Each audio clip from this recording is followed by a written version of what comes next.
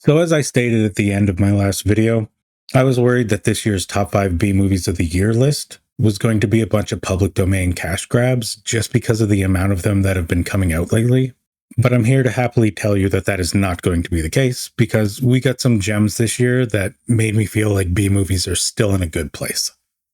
The previous year, it was very easy for me to definitively say that my number one B movie of 2024 was obviously the latest Street Trash movie. But this year, there's some stiff competition. Like my number one could easily change at any given day of the week, depending on my mood. So with that said, these are my top 5 B movies of 2025.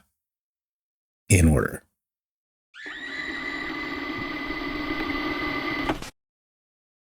Kicking this list off with Death Stalker, the latest movie from Steven Kostanski, the director of Psycho Goreman, Frankie Frico, and one of my personal favorite B movies of all time, Manborg.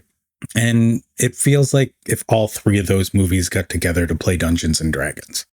I haven't heard anyone talking about this movie because it's not the typical comedy horror type movie that fans of Steven Kostanski's work are familiar with, but instead it's a love letter to the medieval fantasy sword and sorcery type movies of the 80s.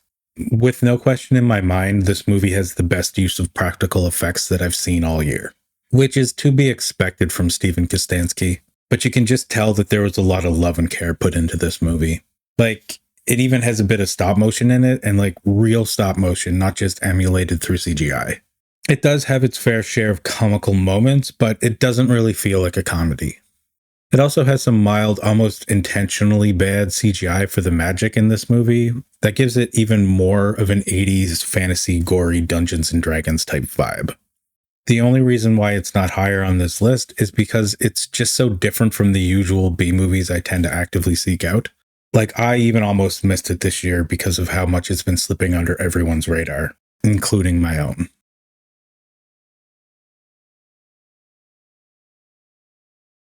Up next, we have Queens of the Dead, a zombie movie that takes place in a nightclub on the night of a bunch of drag queens performing, and really felt like the zombie version of the vampire movie Slay from 2024. To be honest, the beginning of this didn't really resonate with me, but I did get a few laughs out of it as the story progressed. I love the cameo from Tom Savini, which makes sense since this is an Of the Dead movie, because he was the makeup and effects artist for George A. Romero's Dawn of the Dead and Day of the Dead movies, with cameos in both Dawn of the Dead as a biker, and then again later on in Land of the Dead as the same biker, but as a zombie instead. Yes, I am a nerd, and I love horror movies. Queens of the Dead is also an Easter movie, which was interesting, but only subtly in the background.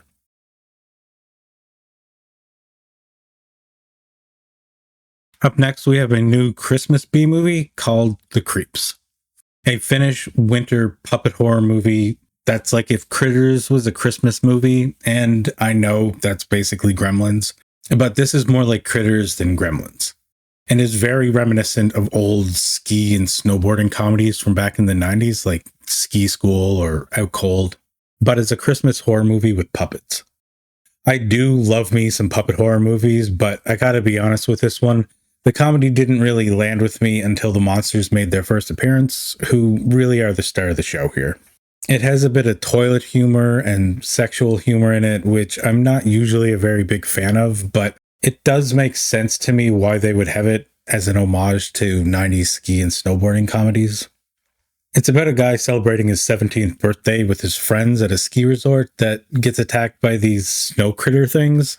It does suffer from a poorly written script, plot holes, and pacing issues, but I still had a lot of fun with it, and it did make me laugh quite a few times.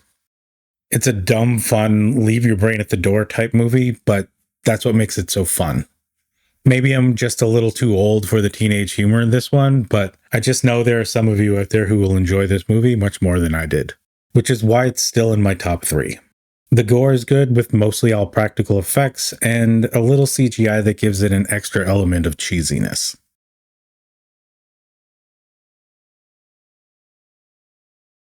I have been waiting a long time to finally get a chance to talk about The Toxic Avenger, which I've been waiting to watch since it came out of film festivals back in 2023. So to finally have a chance to watch it in 2025 after it struggled for so long to find a distributor was an absolute pleasure.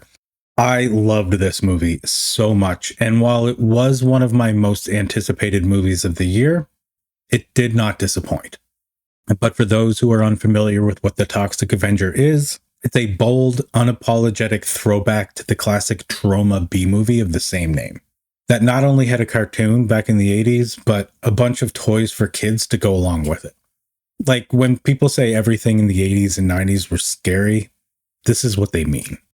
That said, I did find the movie started off a bit slow, and while it does take some time to get into it, once it does, it goes all in and fully embraces its own nonsense. The gore is an unrated splatterfest, and the movie does not hold back with not having a rating at all, delivering outrageous, cartoonish violence that feels intentionally excessive, giving me Turbo Kid vibes in the best possible way, with a blend of hyper-violent action and colorful retro energy. At its core, this is pure Troma through and through. Loud, messy, a proud B-movie to its bone, and to me, was absolutely worth the wait. Still giving this one a 10 out of 10. But surprisingly did not make my number one, as much as sometimes I feel like it really deserves it.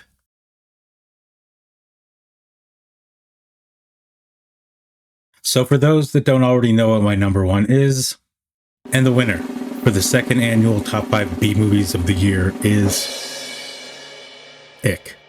I love this movie so much, and while it isn't technically a B-movie in the low-budget sense, it's definitely a modern B-movie at heart that is inspired by the monster B-movies of the 80s, as stated by the director themselves. It's about a demonic plant that infects a small town and tells the story of a washed-up high school football star that grew up to become a teacher at that same high school before the infection that has been plaguing the town for decades begins to run wild all over town. The special effects are surprisingly good for the amount of CGI they use, and it genuinely made me laugh a lot. It's like if the movie Cooties took place in high school instead of elementary, and a movie like this gives me hope that B-movies are still in a good place, despite the lack of physical media being released for them, and a lot of them just going straight to streaming instead of straight to video or the drive-ins like they used to. At the end of the day, Ick is a B-movie similar to how Cabin in the Woods is a B-movie, which is some high praise coming from me. Which is why, after much debate, I need to make it my number one B-movie of 2025, surprisingly above The Toxic Avenger of all movies. But that's going to be it for me. I will be leaving Just Watch links in the description below so you can find out where these are playing in your country. And if you're into B-movies, cult classics, hidden gems, and horror, or just in the mood for something different than what the mainstream media has to offer you, like and subscribe. And I will see you again in the next video. Thanks for watching.